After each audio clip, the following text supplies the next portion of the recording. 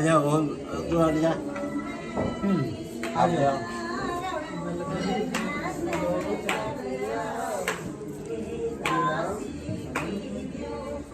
और रामजी महाराज भक्तों के पूजन के बाद आज के सुबह शाम के मुसल वाला पूजन कर लेना, उसके बाद फिर सब पूजन करना।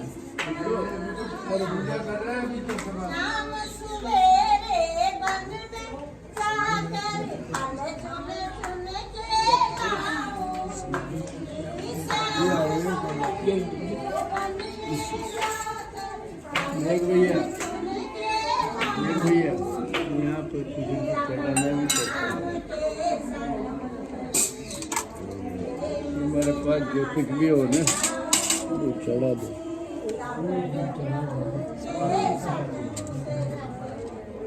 इसे नहीं चाचू, इसे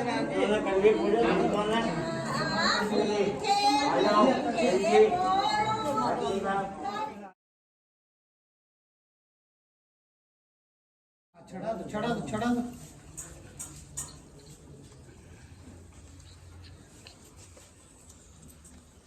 हो गई पूजा।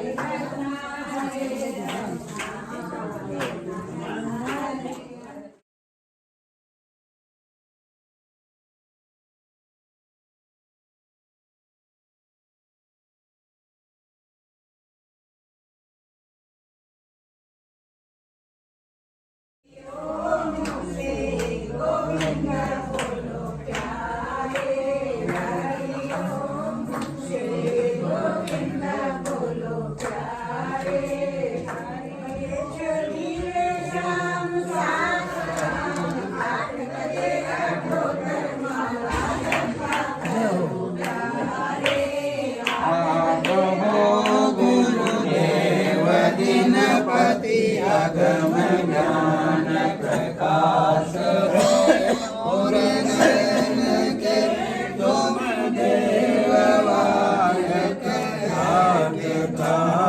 मनास यथा निज पद पाई हो आप कृपा पूरे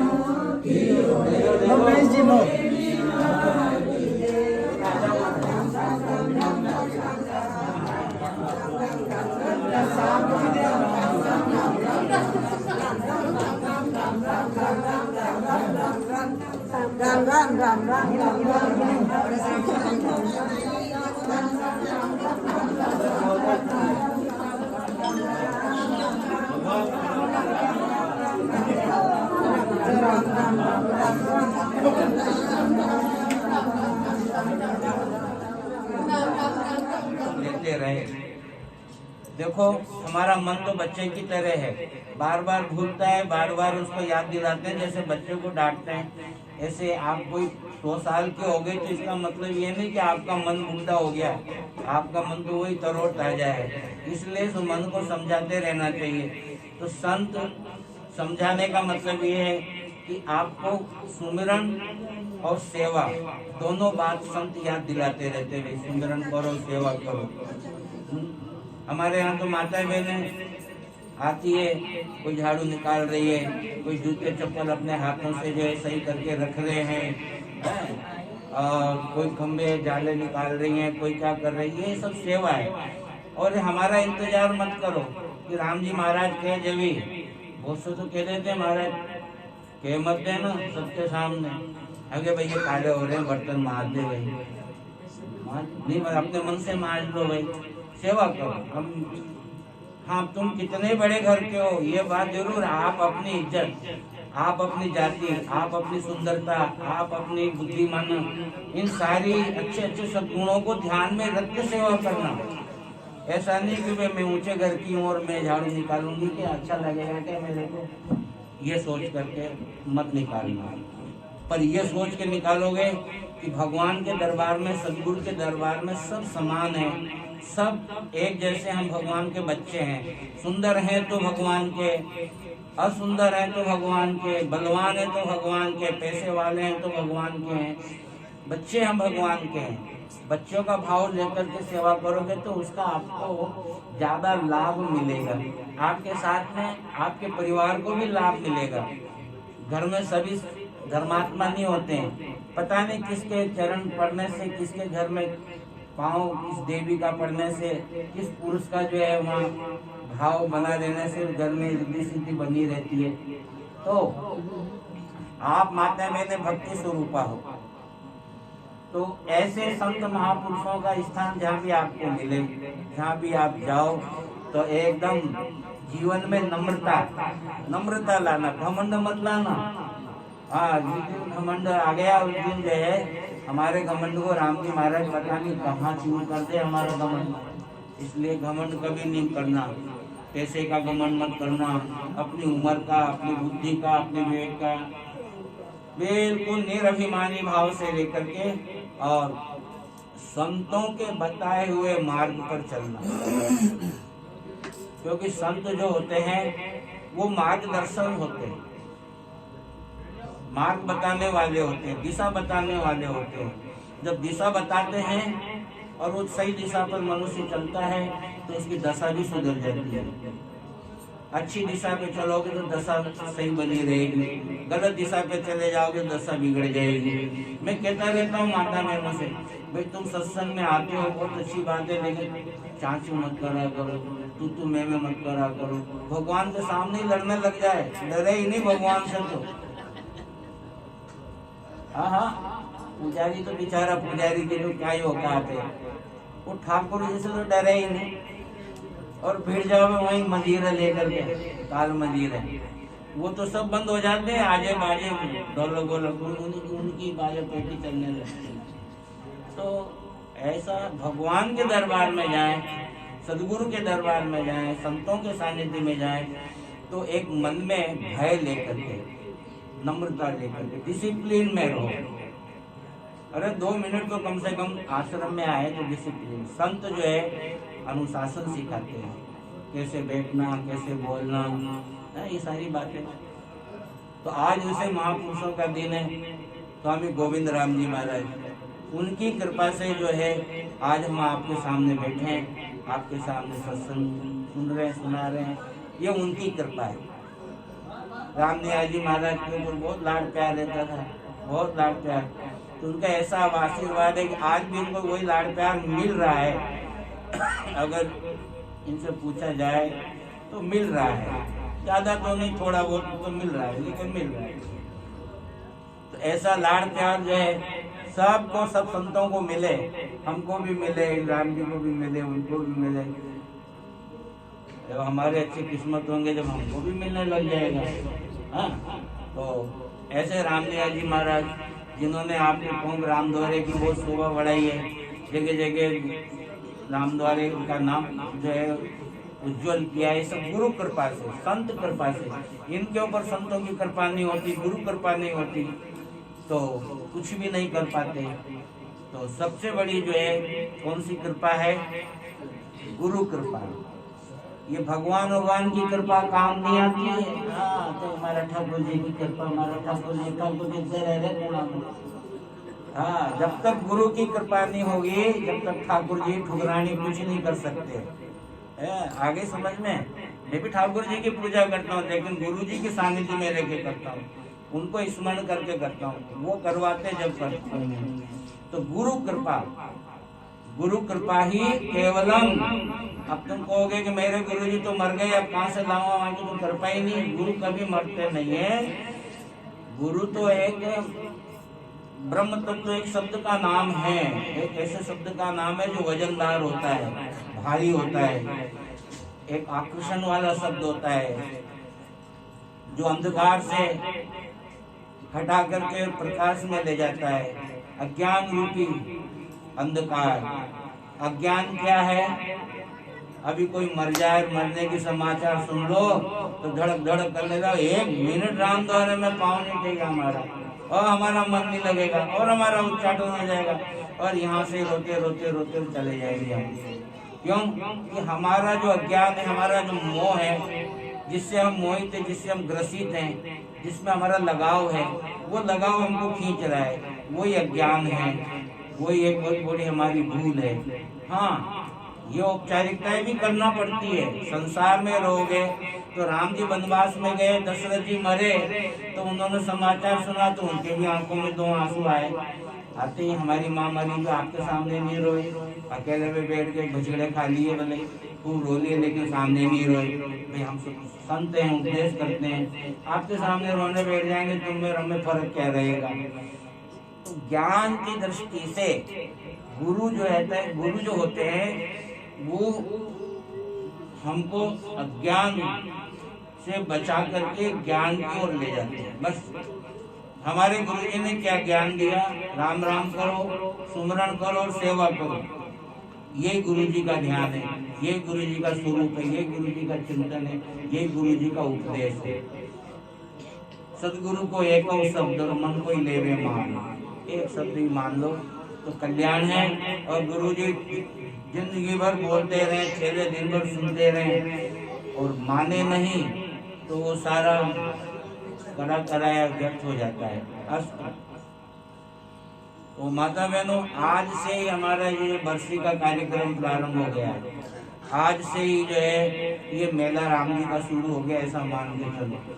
16 तारीख हो गई, अष्टमी हो गई। आज के दिन संत यहाँ पधार जाते हैं और रसोइयाँ शुरू हो जाती है, और फिर संतों के प्रवचन भी शुरू हो जाते हैं। तो कल भी प्रवचन होंगे, वाणी का पाठ भी होगा। जिसकी जितनी श्रद्धा हो, आ सको तो आना, नहीं आओ तो वहीं से राम राम करना, लेकिन 26-27 तारीख को जरूर आना। मेला है, उस दिन मेला भरेगा, 27 को जागरण होगा। तो हमारे राम जी महाराज, ईश्वर राम जी 2 साल से पधार रहे हैं और जहाजपुर विराजते हैं।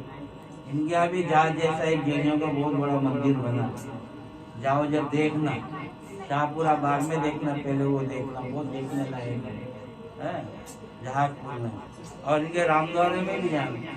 जब से ये राम जी बने, ये संत बने, इनका पांव फेरा भी इतना अच्छा हो गया, इनके रामद्वारा कच्चे का पक्का होने लगे, पक्का हो गया। बहुत बढ़िया हॉल बन रहा है, खूब अच्छा सत्संग भवन बन रहा है। हमने भी काम चल रहा था जब देखा था। तो ऐसे राम जी महाराज आपको भी कथा सुनाएंगे। रामनिया जी महाराज तो हैं, और हम तो फिर हैं लाड़ा की बुआ।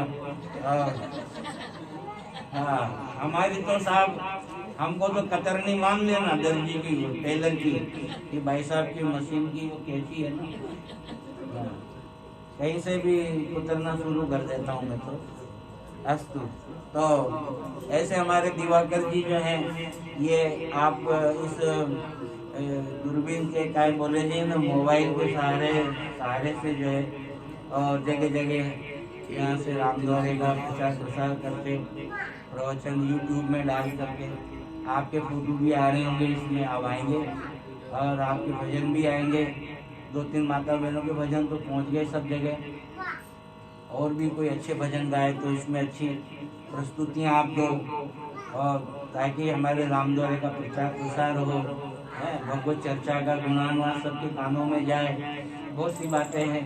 आजकल तो मोबाइल वाले हैं आप सब, तो आपके मोबाइल में घर बैठे रामद्वारे का प्रोग्राम आपको देखने को मिल जाए। उनको जिनके घुटने नहीं चलते हो, जिनकी कमर नहीं दिखती, चला नहीं जाता, उनके लिए और जो आलस करके घर नहीं छोड़ेगा तो उसकी टांग तो जरूर टूटेगी, आज नहीं तो कल टूटेगी, जरूर टूटेगी। उसकी कमर भी झुकेगी और उसकी खोपड़ी भी हिलेगी और हाथ पांव से धर्म भी नहीं कर पाएगा, हाथ झूलेंगे, वो चरणामत भी नहीं ले पाएगा। ऐसे जो जान करके नहीं आएगा है, उनके लिए है ना, चाहे मैं क्यों नहीं हूँ। अस्त देखो मेरी बात में थोड़ी ऐसी रहता है, थोड़े खटास मिठास आती रहती है। मेरी बात का अच्छी बात में तो खुश हुआ करो, और जब मैं गलत बात कहूँ तो बुरा मत माना करो। हाँ, ये बचत है, अपना बचाव भी करिए। बड़े साध हमारे विराजमान बड़े अद्भुत ज्ञान देते हैं, बड़ा तत्व ज्ञान देते हैं, बहुत सार्वजनिक बातें इनकी जो ज्ञान की आपको सुनने को मिलेगी तो आपको लगेगा कि ऐसी बातें तो हमने कभी सुनी नहीं। तो ऐसे संतों की वाणी को सुनने का आनंद ही कुछ और है। हमारी माताएं बहनें आती हैं, वो सब जानती हैं। इसमें कोई 2-4 माताएं बहनें ऐसी होंगी जो इन दिनों में कम आई हैं या आने का पाँव पड़ता नहीं उनका। तो वैसे तो बड़े कुएं से आपका बाजार तक की आती माता बहनें, मेरी बात तो बहुत दूर पड़ता है। तो ऐसे परशुराम जी महाराज, हमारे भंडारी जी महाराज, हमारे 8-10 संत यहाँ पधार गए, छगन राम जी, मगन राम जी, और हमारे लक्ष्मी राम जी और सरवर राम जी, रामैया राम जी और सेवा राम जी, मेरे चेले। हमारी चादर उन्हें उड़ा जो। हाँ, क्योंकि मैं तो हो गया 370 का, 67 साल की उम्र हो गई मेरी, और मेरे चेले की 85 साल की, 90 साल की। हाँ, तो ऐसा ध्यान रखना। हाँ, अस्तु। तो माता बहनों, आज गुरु महाराज के चरणारविंदों में हम कोटि-कोटि प्रणाम, कोटि-कोटि वंदन, कोटि-कोटि नमन करते हैं गोविंद राम जी महाराज के चरणों में, और उनसे प्रार्थना करते हैं कि हमारे भक्तों को, हमारी माता बहने उन्होंने सत्संग करके ये बगीचा तैयार किया।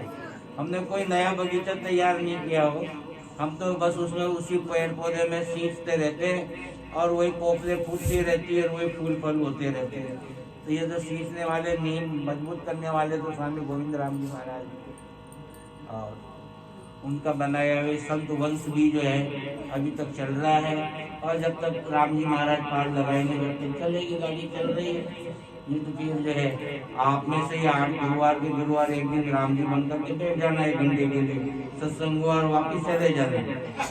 कोई संत नहीं हो तो खुद ही संत बनते रहना। हाँ, और कथा करते रहना, सब आनंद लेते रहना। छूट दे दी हमने आज से आपको, लेकिन जब तक हम हैं तब तक तो हम कथा सुनाएंगे आपको। हमारे बाद आप में से कोई पढ़ी लिखी हो ना तो उधर मुंह करके बैठ जाना, सुनाई कथा, भजन गाए, भोग लगाया ताला, चले गए। ये स्थिति होने वाली है। आपके हमारे समय में तो रहेंगे अपन कायम, अपने मरने के बाद है। अभी कम से कम 25 साल तो खींच ही लेंगे हम, कैसे न कैसे। बहुत है ना 25 साल आपके लिए, और ज्यादा जीवोगे।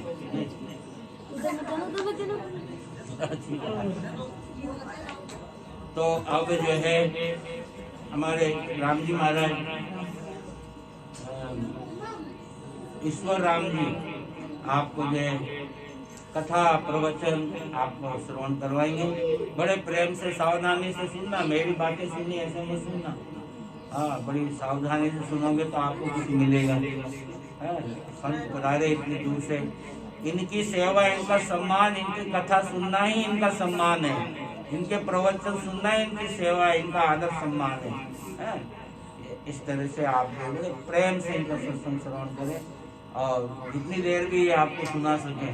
आप कितनी देर रहोगे हमारे यहाँ बताओ? आधे घंटे तो रहोगे ना? अभी सब्जी लेने जाना है और चाय पिला देंगे आपको, तो आप जो है आधे घंटा कम से कम राम जी के प्रवचन श्रवण करें। उसके बाद में राम जी महाराज कुछ संकेत करते हुए फिर बड़े साधुओं का आशीर्वाद लेके कार्यक्रम को संपन्न करेंगे। बोलो राम जी महाराज।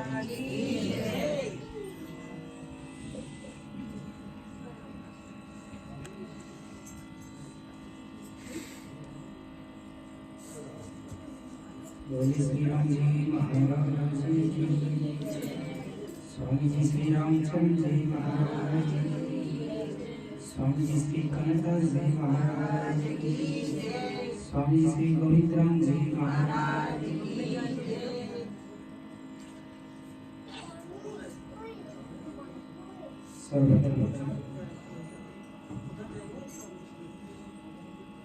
सच्चिदानंद सत्यनिरंतर सुख करता दुखहर्ता जगत नियंता परखार आराध्य स्वरूप रामपुर महाराज श्री राम जी महाराज के चरणारविंदों में कोटि कोटि वंदन। ब्रह्मदेव आर्या रामचंद्र जी नाम परम पूज्यपाद ब्रह्मनिष्ठ परम पिता अंतर्राष्ट्रीय रामचंद्र संप्रदाय के जनक प्रवर्तक महाप्रभु स्वामी जी के एकराज श्री रामचंद्र जी महाराज के चरणारविंदों में कोटि कोटि वंदन करते हैं।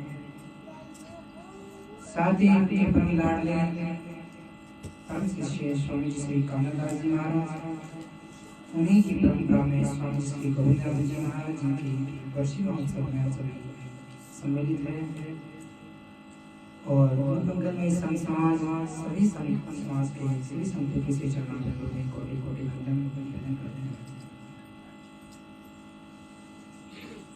भूमिका जितनी बांधी जाए देखा जाए तो उतना ही कम है, किंतु जितना हो सके साथ गर्भित बातें आप लोगों को जितना पहुंचा सके वो प्रयास रहेगा। देखिए कि संत जीवन और एक आम जीवन में क्या फर्क होता है, थोड़ा इस चीज को समझने का प्रयास करो। देखा जाए तो अगर बाहरी दृष्टि से देखें तो हम ये कहेंगे कि इनकी वेशभूषा अलग है और आम व्यक्ति की वेशभूषा अलग है। केवल वेशभूषा से ही आप संत मानकर उनको निवेदन करो, प्रणाम करो, ये काफी नहीं होता है। अभी तो संतों के जीवन को थोड़ा सा समझने का प्रयास करना। आम होते हुए भी इतने खास होते हैं कि उनकी तुलना ईश्वर से भी नहीं की जा सकती, क्योंकि ईश्वर भी स्वयं अपने आप को संत महापुरुषों और ऋषियों की वाणी को सर्वोत्तम मानते हैं और स्वयं भगवान नारायण कहते हैं कि एक बार मैं अपनी वाणी को खारिज कर सकता हूँ, किंतु संत वाणी और महापुरुषों की वाणी को कभी खारिज नहीं होने दे सकता। तो हम कैसे कह सकते हैं कि एक आम व्यक्ति और संत में समानता है? बहुत विपरीतता है। अच्छा, अगर आपसे पूछूं और आप बता सको, आप जब दुखी होते हो तब ज्यादा विचलित होते हो या जब ज्यादा सुखी होते हो तब ज्यादा विचलित होते हो? दुख में विचलित होते हो या सुख में? आप कहोगे दुख में, क्योंकि सभी दुखड़ा होते हैं। पर अगर सही कहा जाए तो दुख में विचलित व्यक्ति इतना नहीं होता जितना सुख में होता है, क्योंकि दुख तो छुपाया जा सकता है और व्यक्ति अपना सुख नहीं छुपाता, खुशियां नहीं छुपाता, उसे सहन ही नहीं होता। उसको कुछ ज्यादा ही मिल जाए तो वो जब तक 10 व्यक्ति को ना बता दे उसको चैन नहीं आएगा। दुख तो अंदर अपने आप में दबा कर भी रो सकता है, पर सुख की कहानी ऐसी नहीं है। और सुख बांटने में एक अलग आनंद है, दुख बांटने में नहीं। दुख बांटोगे तो लोग शायद सहानुभूति करे ना करे, पर जरूर आपके पीछे आपकी हंसी जरूर बनाएंगे। आप जरा ये नजरिया डालना और सोचने का प्रयास करना। महात्मा बुद्ध जब दुखी होते हैं तो संसार छोड़ के जंगल जाते हैं। महावीर जब दुखी होते हैं तो संसार को छोड़कर जंगल जाते हैं, और जब महात्मा बुद्ध अपने आप में प्रसन्नचित होते हैं तो वापिस संसार में लौट आते हैं, गली गली खोलते हैं। वही महावीर स्वामी वापिस इसी लोक में, इसी संसार में आते जो जंगल में गए थे। जब दुखी हुआ तो जंगल, और जब सुखी हुए तो घर घर। यानी कि आप सोचिए कारण क्या रहा है, क्योंकि दुख और सुख की परिभाषा बड़ी भिन्न है। और ये सुख और दुख की जो बारीक महीन जो रेखा है, इसे केवल एक संत हृदय और संत महापुरुष ही समझ सकते हैं। जिसे हम दुख कहे शायद वो हमारे लिए दुखी ना हो, जिसे हम सुख कहे वो सुखी ही ना हो। हम सुख दुख मानते किसको है? सुख दुख कहते किसे हैं? जैसे कि महात्मा बुद्ध के शिष्य महात्मा बुद्ध से कहते हैं कि महात्मन, हमने जब भी आपको देखा है आप हंसते मुस्कुराते प्रसन्नचित रहते हैं, क्या आपके जीवन में कोई दुख नहीं है? महात्मा बुद्ध ने कहा कि दुख की क्या पहचान है? शिष्य ने कहा कि जो व्यक्ति दुखी होता है उसके चेहरे पे मुस्कुराहट नहीं होती, चमक नहीं होती, वो हमेशा दुखी रहता है, उसका चेहरा ही दिखा देता है कि ये दुखी है सुखी। पर हमने आज तक आपके चेहरे में ऐसी नहीं देखी। क्या बात है? क्या है आपके पास ऐसी निधि? क्या है तुम्हारे पास ऐसा जो आप हमेशा हंसते मुस्कुराते रहते हो? जब महात्मा बुद्ध ने जो उत्तर दिया है, देखा जाए तो आज के समय में, आज के परिवेश में वो लागू भी होता है। महात्मा बुद्ध ने कहा कि जिसे तुम दुख कहते हो वो दुख में वास्तविकता में दुखी नहीं है। दुखों की उत्पत्ति कहाँ से होती है? संत और संत वाणी और संत के जो उनका अनुभव है वो ही मैं आपके सामने बता रहा हूँ। महात्मा बुद्ध ने कहा कि दुख का मूल कारण है विचारों की आदान प्रदानता। विचार ही दुख है। विचारों के कारण ही व्यक्ति दुखी होता है और विचारों के कारण ही व्यक्ति सुखी होता है। अब आप में से शायद ही कोई माने इस बात को भी। और उस समय महात्मा बुद्ध के शिष्य ने भी कहा कि हम कैसे स्वीकार करें कि आप जो कह रहे हो कि दुख में दुख केवल विचारों से दुख की उत्पत्ति होती है, कैसे? महात्मा बुद्ध ने कहा इसे ऐसे समझो जैसे कि एक सेठ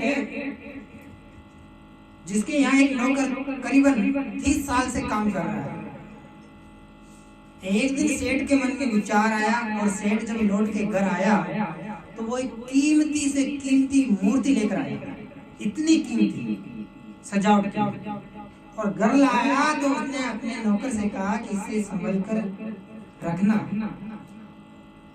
ताकि हमारे घर की शोभा हो। ठीक है। उस नौकर ने वो मूर्ति रखी। सेठ तो चला गया। एक दिन की बात है कि वो नौकर सफाई कर रहा था और सफाई करते करते वो मूर्ति हाथ से गिर गई और वो टूट गई। और जब सेठ को ये बात पता चली कि वो कीमती मूर्ति टूट गई तो सेठ इतना दुखी हुआ कि ना अब वो उस नौकर को निकाल सकता, क्योंकि 30 साल से वफादार रहा है, ज्यादा डांट नहीं सकता, पर अपने मन ही मन में दुखी रहने लगा कि ये इतनी कीमती मूर्ति लाया और इस नालायक नौकर के चलते वो टूट गई। इस प्रकार पूरा दिन निकल गया, रात हुई तो रात में नींद नहीं आई किसको? सेठ को। पर बार बार उठ के देखे तो देखता है कि जो नौकर है वो तो आराम से सो रहा है।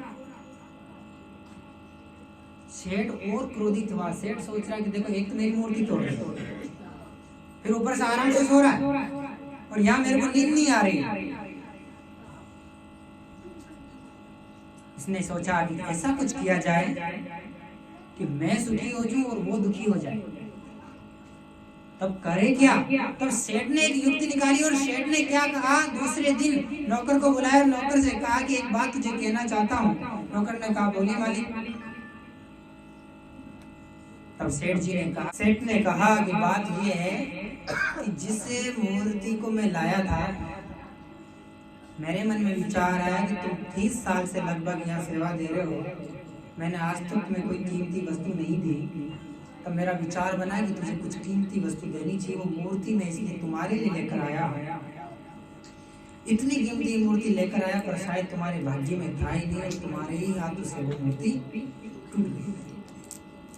अब जैसे ही नौकर को ये बात पता चली कि मूर्ति मेरे लिए लेकर आए और मेरे ही हाथों से टूट गई तो उसके होश उड़ गए और अंदर ही अंदर दुखी होने लगा और हालत ये हो गई कि उसकी जो मुस्कुराहट थी चेहरे की वो गायब हो गई। सेठ सुखी हो गया, नौकर दुखी हो गया। अब नौकर को ना काम में मन लगे, ना रात में नींद निकाल सकता है, बल्कि सेठ अब आराम से खर्राटे मार के सो रहा है और नौकर को रात भर नींद नहीं आ रही।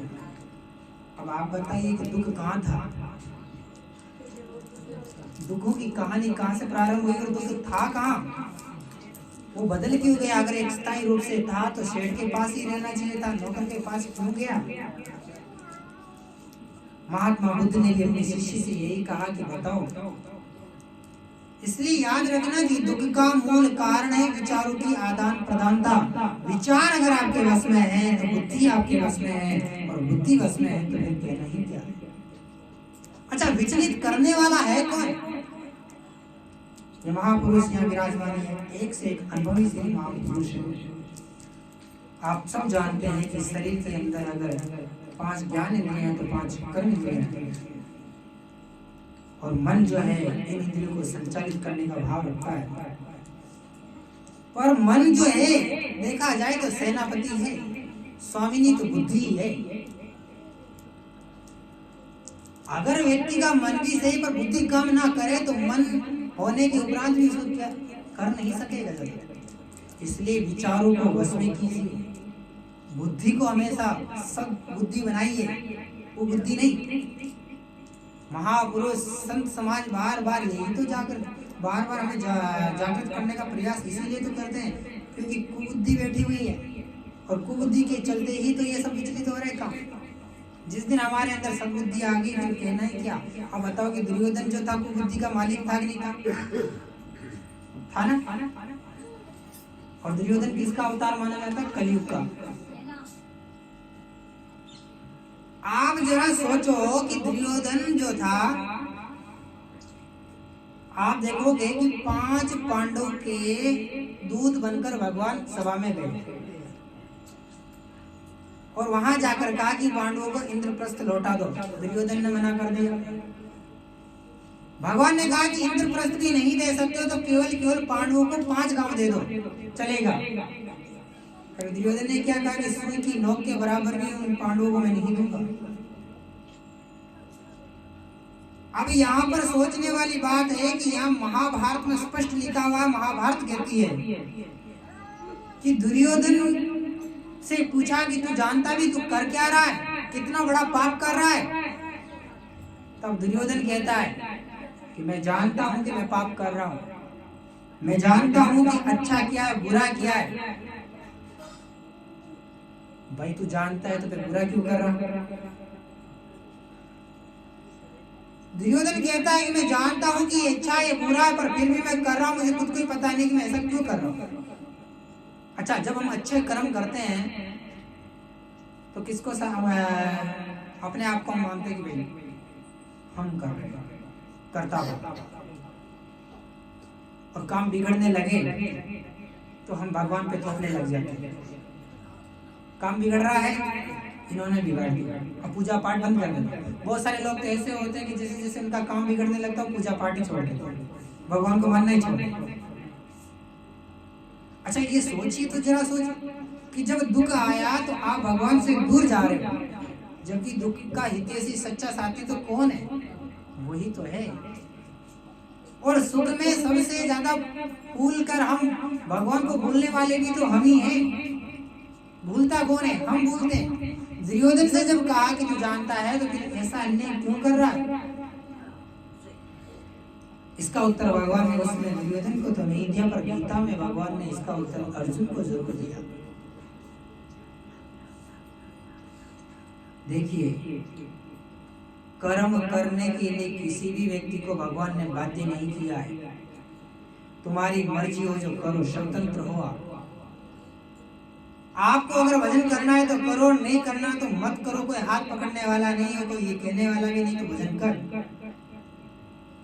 पर जब इस आपके जो कर्म होंगे उसको देखने वाले दृष्टा परमात्मा जब देखेंगे, फिर उसकी सजा जो मिलने वाली होगी उसे भोगने वाले तो स्वयं आप होंगे। इसलिए हमेशा अपने कर्मों को ऐसा बनाइए कि महापुरुषों के सानिध्य में, महापुरुषों की शरण में हम जब जाए और इसलिए याद में ये भी रखिएगा कि महापुरुषों का शरीर,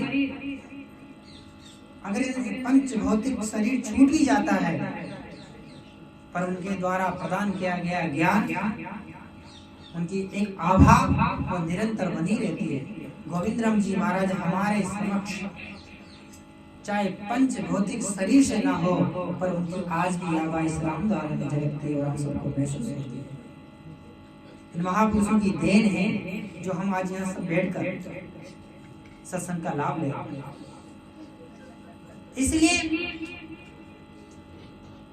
उन महापुरुषों को केवल वर्षीय महोत्सव में हम याद करें ये जरूरी नहीं। वो महापुरुष तो हर क्षण हर एक पल हमारे साथ है। मैं हमेशा उनकी बातों को याद करते हुए उनके पद चिन्हों में चलने का प्रयास कर, जो उन्होंने मार्ग दिखाया है, जो उपदेश दिया है, इसका पालन करें। वही सच्ची श्रद्धांजलि है, सच्ची उनके श्री चरणों में पुष्पांजलि होगी हमारी। सो जितना कहा जाए उतना कम है, समय की धारा है और महापुरुषों के वक्तव्यों को भी हमें श्रवण करना है। सो इतना ही कहकर अपने वक्तव्य को विराम। बोले राम जी महाराज की, स्वामी जी श्री रामचरण जी महाराज की, स्वामी जी श्री कानरदास जी महाराज की, स्वामी जी श्री गोविंद राम जी महाराज की, श्री राम निवास धाम की, श्री सद्गुरुदेव की, सत्य सनातन धर्म की। मंच पर विराजे हुए और सभी भगत जन, आज से ही यहाँ पर बरसी चालू है और श्रद्धा से, उत्साह से, लगन से आप यहाँ पर बरसी में सभी आने का कष्ट करें और अपना जन्म को सफल करें। मानव शरीर मिलना बहुत दुर्लभ है।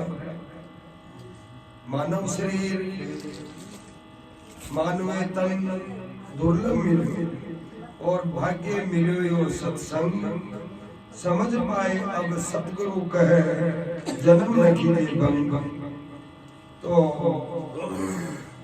इस सत्संग के अंदर ही जीव को मोक्ष की प्राप्ति मिल सकती है और संत महात्मा ही इस जीव को जगाते हैं, राम जी से मिलाते हैं। इसलिए आप सभी सत्संग में बहुत श्रद्धा रखें और सत्संग में आने का कष्ट करें, तो आपका जन्म सफल होगा। हमारे स्वामी राम निवासी महाराज सुनाएंगे अब।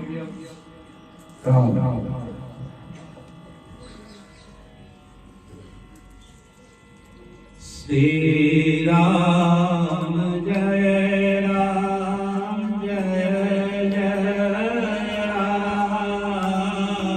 श्री राम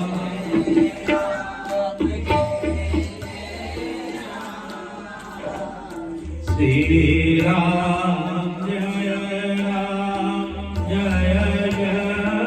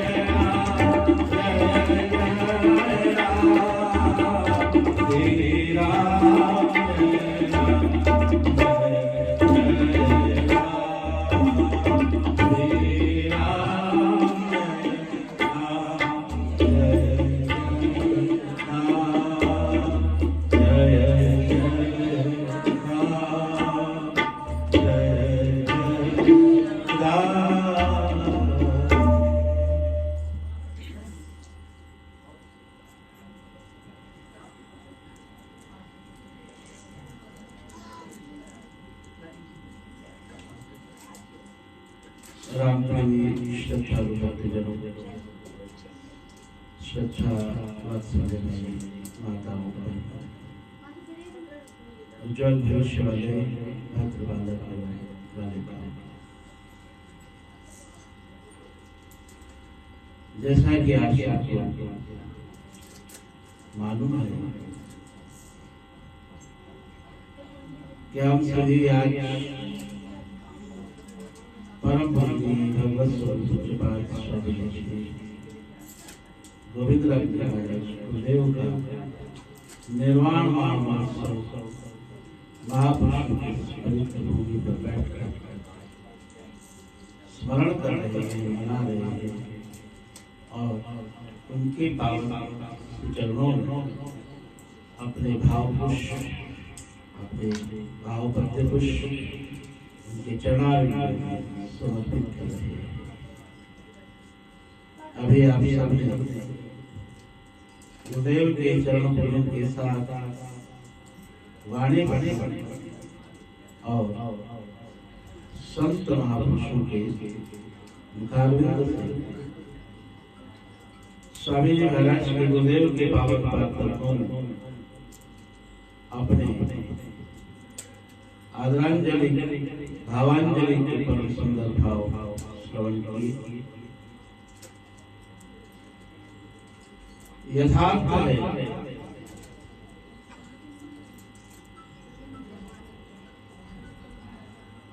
संसार में प्राणी के जीवन में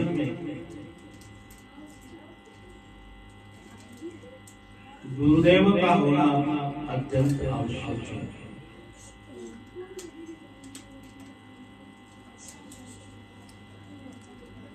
गुरु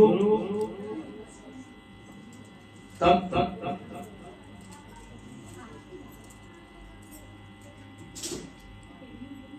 भारी को कहते हैं और गुरु का आधार प्राणी के जीवन में भारी ही होना चाहिए। ऐसा वेग, ऐसा वजन जो एक बार अगर हमारे जीवन में हमें उपलब्ध हो जाता है तो फिर वो जीव, वो प्राणी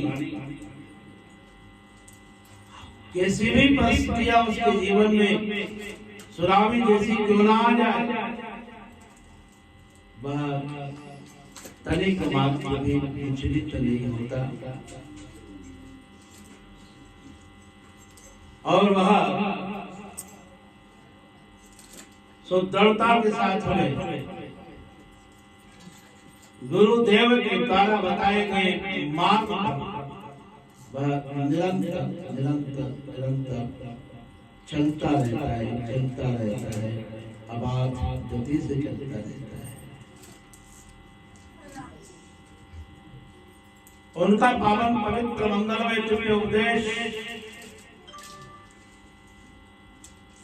वह जीव को परिपूर्ण रूप से परमात्मा श्री के सानिध्य में बनाए रखने का पूरा प्रयास करता है।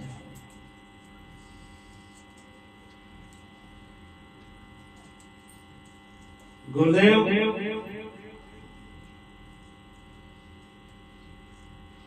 हमारे जीवन में अध्यात्म ऊर्जा का आविर्भाव करता है। ये कहेंगे अध्यात्म ऊर्जा का परम पवित्र दिव्य केंद्र अगर कोई है तो वह गुरुदेव का पावन पवित्र सामीप्य, गुरुदेव का सामीप्य। दिव्य ऊर्जा का केंद्र, अध्यात्म ऊर्जा का केंद्र, ज्ञान ऊर्जा का केंद्र श्री गुरु चरण सरोज रज निज मन मुकुर सुधार। गुरुदेव ये चरणारविंदों का सानिध्य वो क्या करता है? क्या करता है?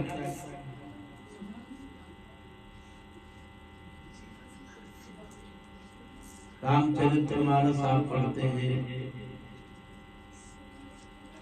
हनुमान चालीसा आप पढ़ते हैं, और जब हनुमान चालीसा को आप पढ़ते हैं तो शुभारंभ में क्या पढ़ते हैं? क्या पढ़ते हैं?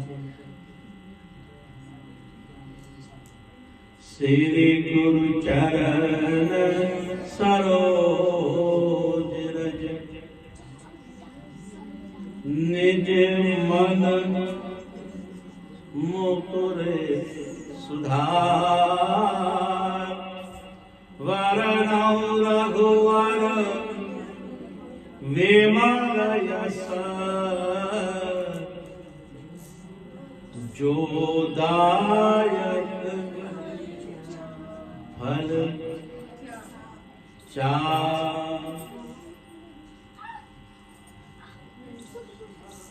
चारों ही परम पुरुषार्थ हमारे तलब में सरलता के साथ में हमको प्राप्त हो सकते,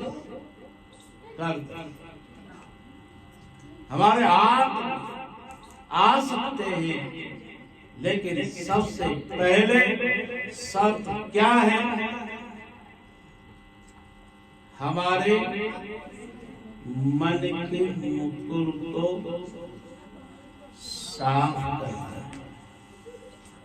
शुद्ध करना है, पवित्र करना है, पावन करना है, और उस पावनता को, शुद्धता प्राप्त करने के लिए क्या करना होगा? श्री गुरु चरण सरोज क्या करना होगा? जीवन में क्या करना होगा? गुरुदेव के पावन सामिप्य को प्राप्त करना होगा, उनके श्री चरणारविंदों को प्राप्त करना होगा। उन चरणों में पहुंचने मात्र से ही हमें क्या मिलेगा? चार पुरुषार्थ तो मिलेंगे, लेकिन सबसे पहले उन पुरुषार्थों को सही ढंग से हम अपने जीवन में इस्तेमाल कर सके, उसके लिए हमारे इस मन को पवित्र करना होगा। और मन को शुद्ध पवित्र साफ होने पर जब वह साफ हो जाएगा तो ये चारों वस्तुएं हमें बहुत अच्छी तरह से प्राप्त होगी, और वो है मन मुकुर, उसको सुधारना, साफ करना। प्रश्न ये खड़ा होता है कि यह मुकुर है क्या चीज?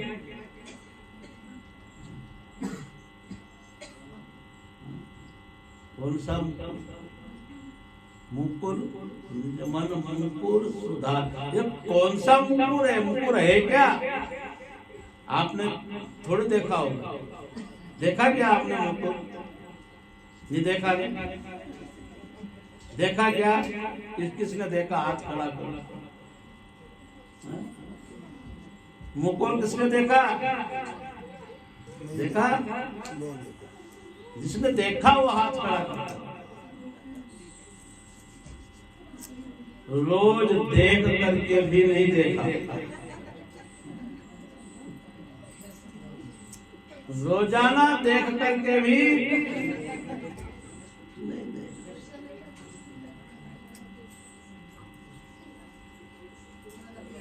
गुरुदेव क्या करते हैं?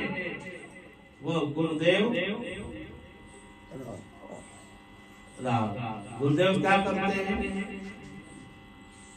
गुरुदेव जो है हमारे मन रूपी दर्पण पर, मन रूपी दर्पण पर, दर्पण का मतलब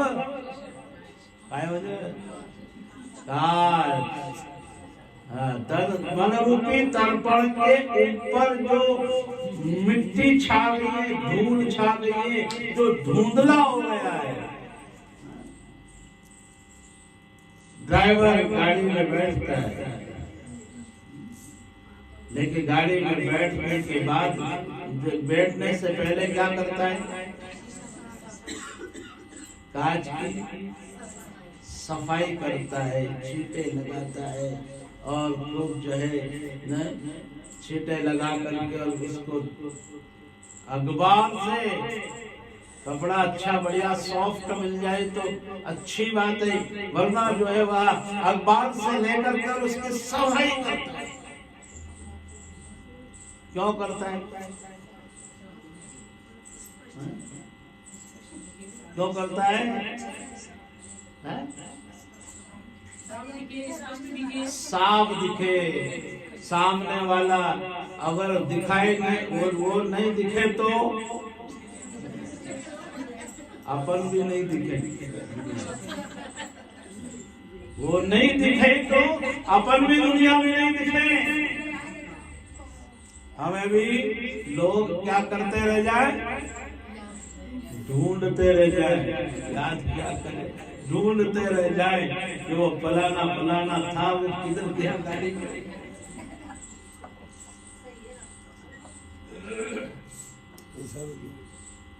मुकुर सुधा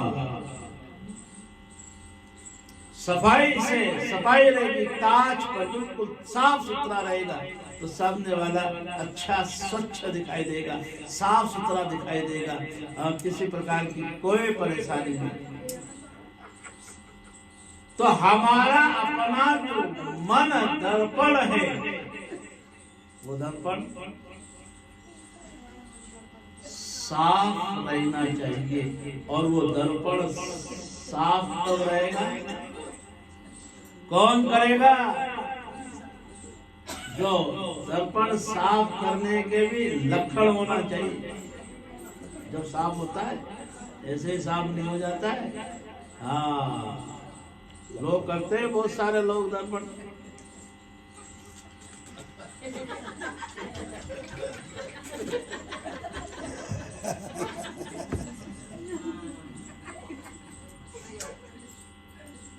थुकाड़ा से दर्पण साफ न होया करे।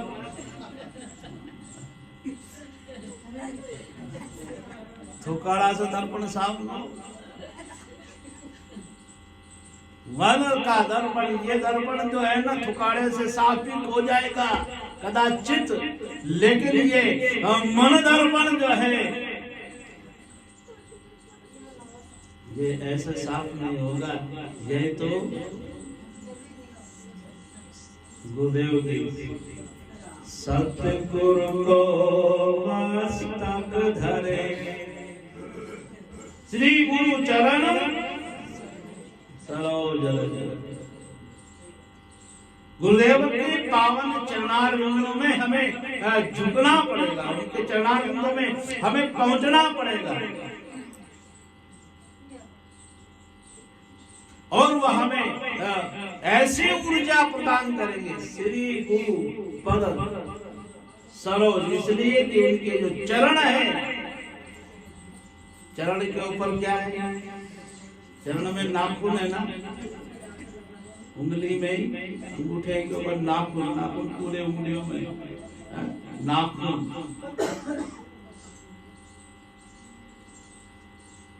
उस नाखून को स्पर्श हमें करना होगा। श्री गुरु पद नख मालिगण ज्योति, श्री गुरु पद नख मणिगण ज्योति। इसलिए अध्यात्म ऊर्जा का केंद्र है श्री गुरु चरण। नाखून, नख में जो है, नख में ऊर्जा हुआ करती है, याद रखना। नख में ऊर्जा होती है, अग्नि होती है उसकी। सुमिरत दिव्य दृष्टि ही होती। सुमिरत दिव्य, अब दिव्य दृष्टि ऐसे थोड़ी हो जाएगी।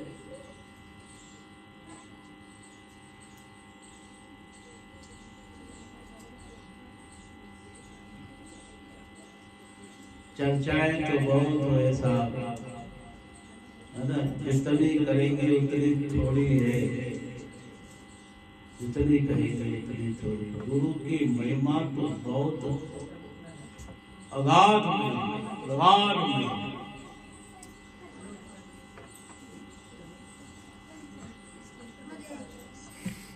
बस ये ध्यान रखना है कि गुरु महिमा सीखे और सुने और फिर क्या करें। मुकुर सही करना है तो फिर क्या करें। चार पदार्थ प्राप्त करना है फिर क्या करें। हृदय करे विचार। गुरु महिमा सीखे सुने और हृदय करे विचार। अभी अभी आपने सुना था हमारे संतों के मुखारविंद से, राम जी महाराज ने कितनी सुंदर बात कही। सतगुरु को एक और शब्द मन कोई लेवे मान। मन कोई, मन से कोई भी लेवे मान तो सहज बहुत ही संतदार। मुश्किल से आसान, मुश्किल से भी मुश्किल कार्यों को अगर आसान करना है तो सद्गुरु के पावन उपदेश क्या करना है।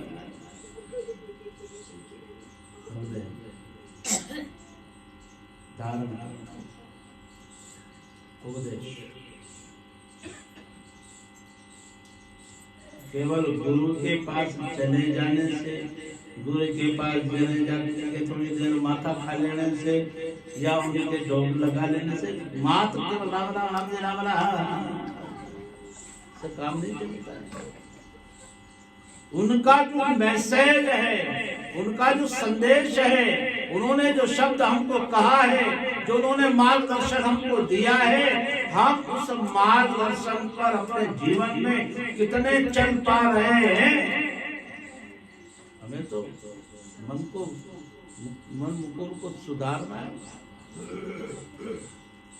राज की तरह दिव्य बनाना है, चारों पदार्थ जीवन में प्राप्त करना है। तो हमें उसके लिए गुरु के बताए गए उस मार्ग पर हमें चलने की आवश्यकता है। मैसेज पर चलने की जरूरत है। मैसेंजर के पीछे पीछे भागने की जरूरत नहीं है। लोग ज्यादा मैसेंजर के पीछे पीछे भागते रहते, लेकिन मैसेज के ऊपर ध्यान नहीं देते। मैसेज के ऊपर ध्यान, उसके बताए गए मार्गदर्शन पर ध्यान दें। उन्होंने क्या कहा है।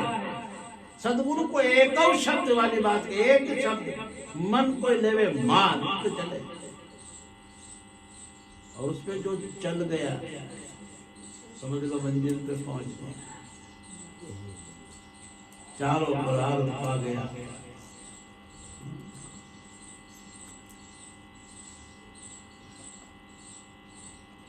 आज हम सभी यहाँ पर परम पूजनीय भगवत स्वरूप पूज्यपाद स्वामी उदय स्वामी गोविंद राम जी महाराज के पावन निर्वाण महोत्सव पर उपस्थित हो गए। कौन नहीं जानता है, सब जानते हैं। यहाँ जितने भी बैठे हैं, कुछ ही ने जो है उनके दर्शन नहीं किए, बाकी सबने दर्शन किए। वो स्वरूप है उनका।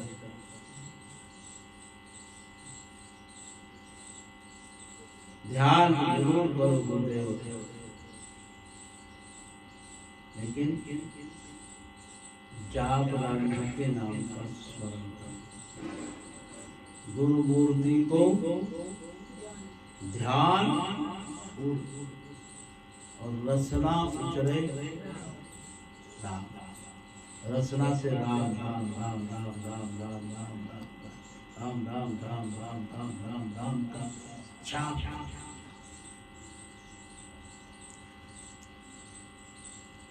राम भजन करने के लिए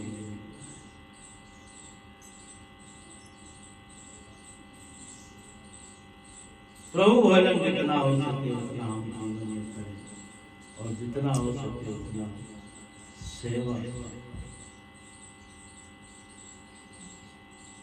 सुमरन आरती सुमिरन सेवा कीजिए और सब निर्दोष ज्ञान भजन कितना हो पाता है नहीं हो पाता है, लेकिन सेवा जीवन में अगर गुरु का सानिध्य प्राप्त किया है, हमने तो केवल ये उद्देश्य जीवन में प्राप्त किया कि उनका सारा समय रात पूरे भजन में जाती थी और दिन पूरा सेवा में जाती थी। गुरुदेव का रात पूरे भजन में जाती थी। हम बच्चे थे जब से देखते थे उन्हें कि हम छोटे से जल्दी हम सो जाते, वो भी सो जाते 8 बजे 7 बजे शाम को जो है ना एक समाचार सुनते और रात्रि को विश्राम करते सो जाते, आज जल्दी सो जाते ना शाम को 8 बजे। हम भी सब विश्राम पढ़ लिख करके कुछ होमवर्क अपना किया, हम भी सो जाते। लेकिन रात को कदाचित अगर कहीं कोई हम उठते बीच लघु निरोग शंका का निवारण करने के लिए, तो देखते कि गुरु महाराज के यहाँ पे इस चौक में आपके माला, उनका ये नहीं था कि बैठे बैठे ही करें, लेते लेते ही करें, तो बोले खड़े खड़े ही करेंगे, बस केवल राम राम राम राम हाथ में माला लेकर, वो माला मेरे पास आज भी मौजूद है, वो माला लेकर के राम राम राम राम राम राम राम राम सुनते रहते राम राम सारी रात करते। और सवेरे सवेरे ब्रह्म मुहूर्त में अपना हाथ धोकर के पाठ पूजा करने के बाद में और सीधे जो है गुरुदेव सारा राम द्वारे की सेवा करते, झाड़ू द्वारा साफ सफाई यहाँ की राम द्वारे सवेरे तक। और बस आ जाओ छोटा राम जी चाय पी लो, स्कूल को टाइम होगा, ना धो बढ़ जाओ, सम्मान से बेकारा नहीं देते थे किसी को, सम्मान से बोलते थे, छोटे से छोटे को और बड़े से बड़े सम्मान से।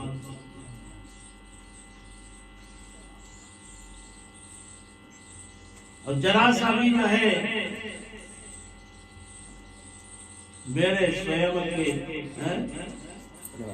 क्या मेरे स्वयं स्कूल जाता पड़ता है, आप कौन सा जो है ना माता जी घर में है, पिताजी घर में है, जो और कोई घर में है जो हमारे कपड़े धोएगा, वो हमारे गुरु जी साफ कपड़े धोवा करके साफ करके सुखा देते।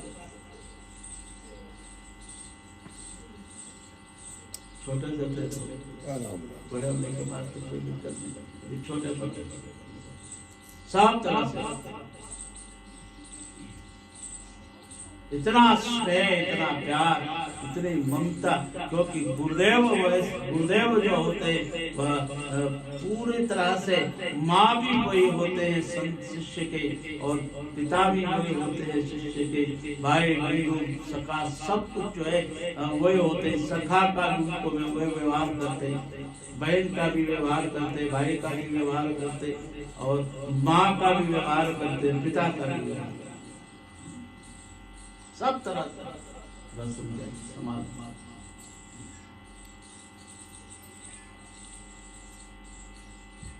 और बस केवल जरा सा एक कुछ मुंह से बोलते नहीं, डांटते नहीं, फटकारते नहीं। अगर उनको कोई अच्छा नहीं लगता, ऐसा नहीं, तो वो आदमी कईयों के मुंह से जैसे वो संकेत में कईयों के माता बहनों के मुंह से सुनता भी, भाइयों के बड़े बुजुर्गों के मुंह से भी सुनता रहता, और वो यही कहते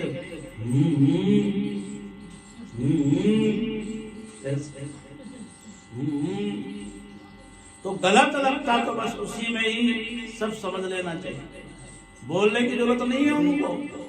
अगर समझ लो तुरंत कि तुमने गलत किया है, ये ठीक नहीं, तो उसी समय तुरंत समझ जाओ।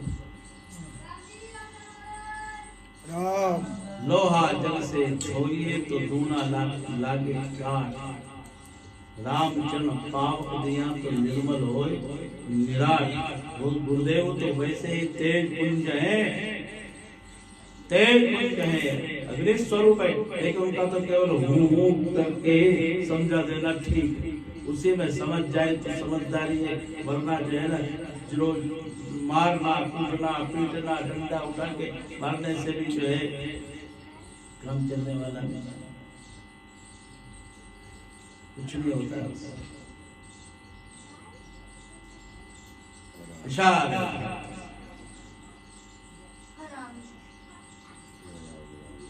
सब कुछ शिक्षा उसी से प्राणी को जीवन में अर्जन करना है, बोलने की जरूरत है।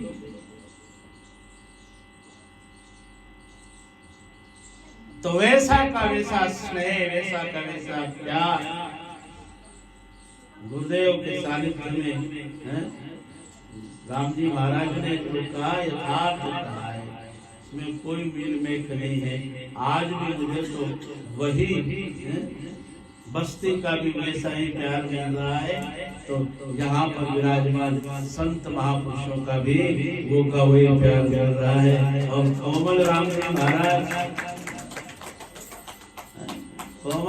महाराज गुरुदेव के पास में तो हम बाद में आए हैं गुरुदेव के पास में, लेकिन कोमल राम जी महाराज का सामिप्य, दोनों भ्राताओं का सामिप्य, हम यहीं पर एक साथ में नहीं रह रहे, संप्रदाय में एक साथ में नहीं रह रहे हैं। हम जन्म लिया जिस माँ के गर्भ से, तो उस समय में भी हम दोनों ही भाई साथ में रहते थे, और जरा सा अगर मैं कहीं रूठ भी जाता और जरा सा ऐसा रूठ करके थोड़ी दूर निकल भी जाता, तो जा रहा भाग जाता रूठ करके, तो रोते रोते कोमल राम जी महाराज भाग कर आते और मुझे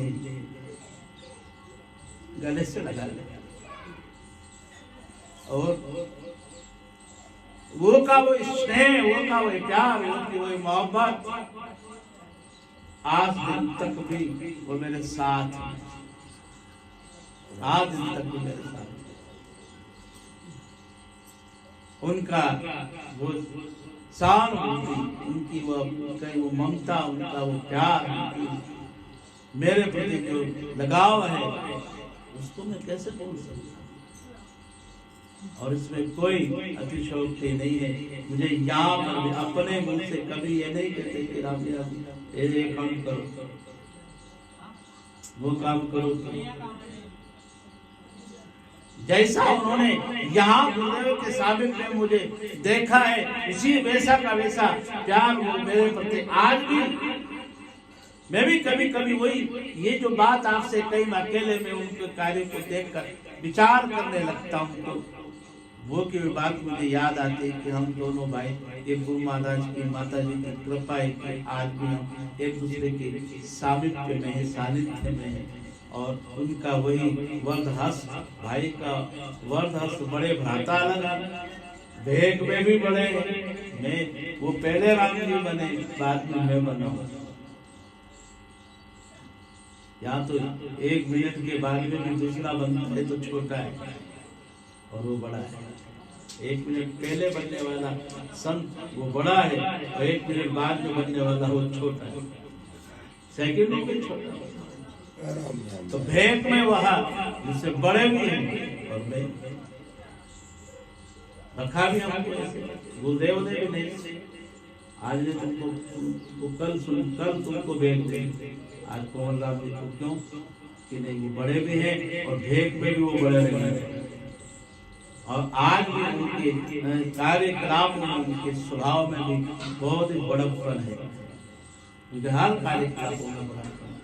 तो मुझे जरा सा भी कोई कार्य को अपने मुंह से नहीं कहे, मैं स्वयं ही अपना कर्तव्य समझ करके उसको करने का प्रयास करूं तो बात अलग है, लेकिन जो है वही प्यार है। और कुछ भी हो जाए, कुछ भी हो जाए, मेरे कुछ भी हो जाए, मैं भगवान से प्रार्थना करता रहता हूँ कि हे गुरुदेव बस ये कृपा रखना कि मुझे कुछ भी ना हो, और मुझे अगर कुछ हो गया तो उनको कुछ न कुछ हुए बिना नहीं रहेगा।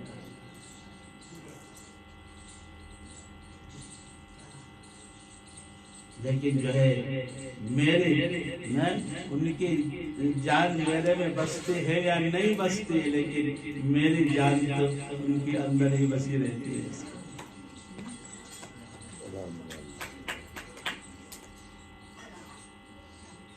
तो समझ लो, अगर कल कुछ भी हो जाता है मेरे को तो उनके लिए बहुत ये घटना उनके लिए बहुत घातक सिद्ध हो। तो ये राम से प्रार्थना करते हैं। तो कहने का तात्पर्य कि वो गुरुदेव जो है, वो शक्ति, वो गुरुदेव, वो ऊर्जा कहीं ना कहीं देखो गुरु तत्व जो होता है वो कहीं भी खत्म नहीं होता, और वो किसी न किसी के साथ में के माध्यम से वह आपके इर्द गिर्द आसपास में बना रहता है, और आपका संरक्षण और आपकी सुरक्षा वो निरंतर बनाए रखता है, निरंतर बनाए गुरुदेव की कृपा। तो सज्जनों, बातें अनंत ही बोलने लग जाते हैं हम, तो लंबी चर्चा हो जाती है अस्तु। और गुरुदेव की महिमा पे हम जितना बोले उतना थोड़ा है। और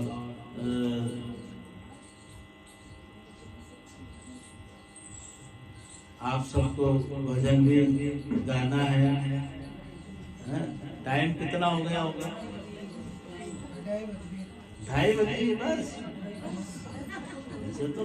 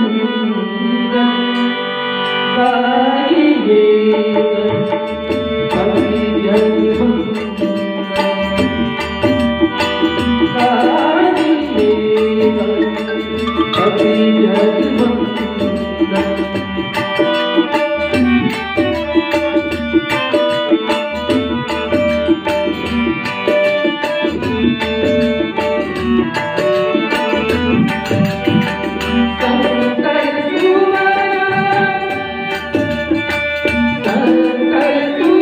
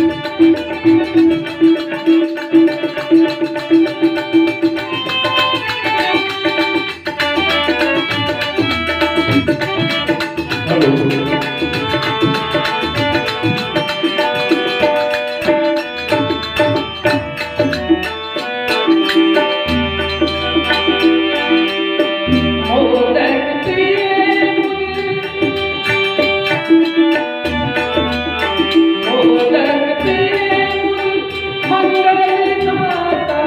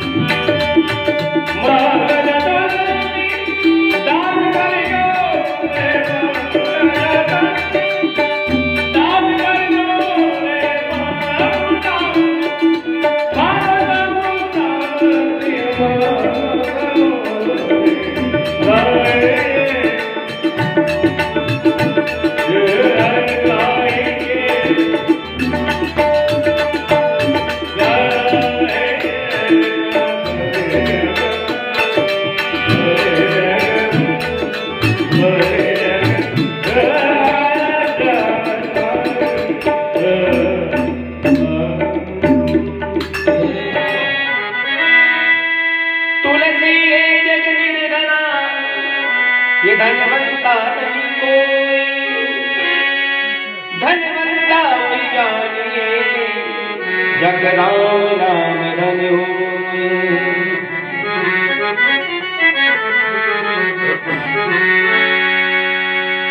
श्री राम है विश्व चराचर में, श्री राम है विश्व चराचर में, नहीं मानो तो यूं लिख लिए, नाम के अक्षर चूर्ण करके पंच मिलायक दुग्गण कीजिए। आठ भाग जिए रघुनाथ, बचे सो अंक ये धर लीजिए। मोहि मेरा तो ही मेरा, तो खड़ग मेरा और कम्र गणिए।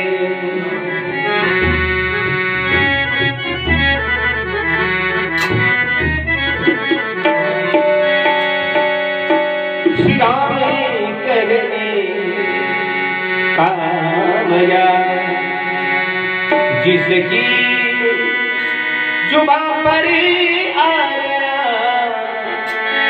श्री राम कहने कामया, जिसकी जुबां पर आया। राम कहने कामया, जिसकी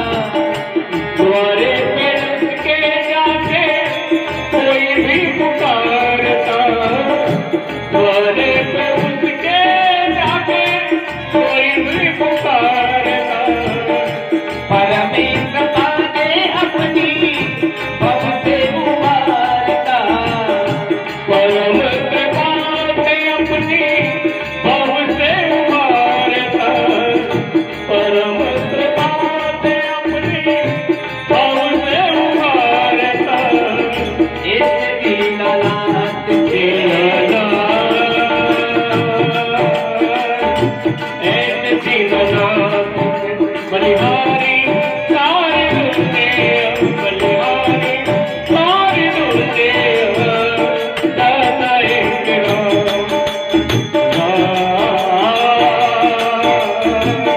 दादा एक राम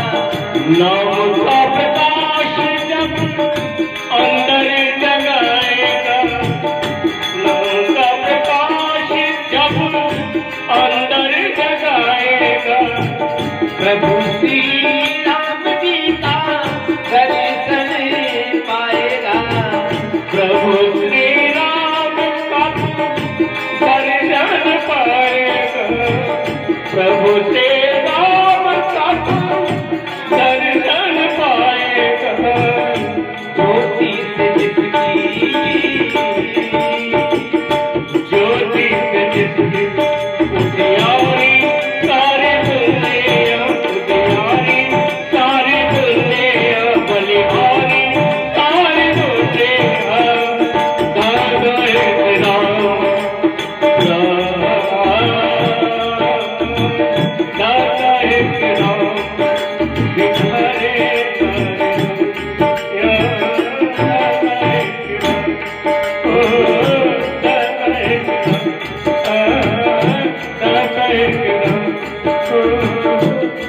Thank you.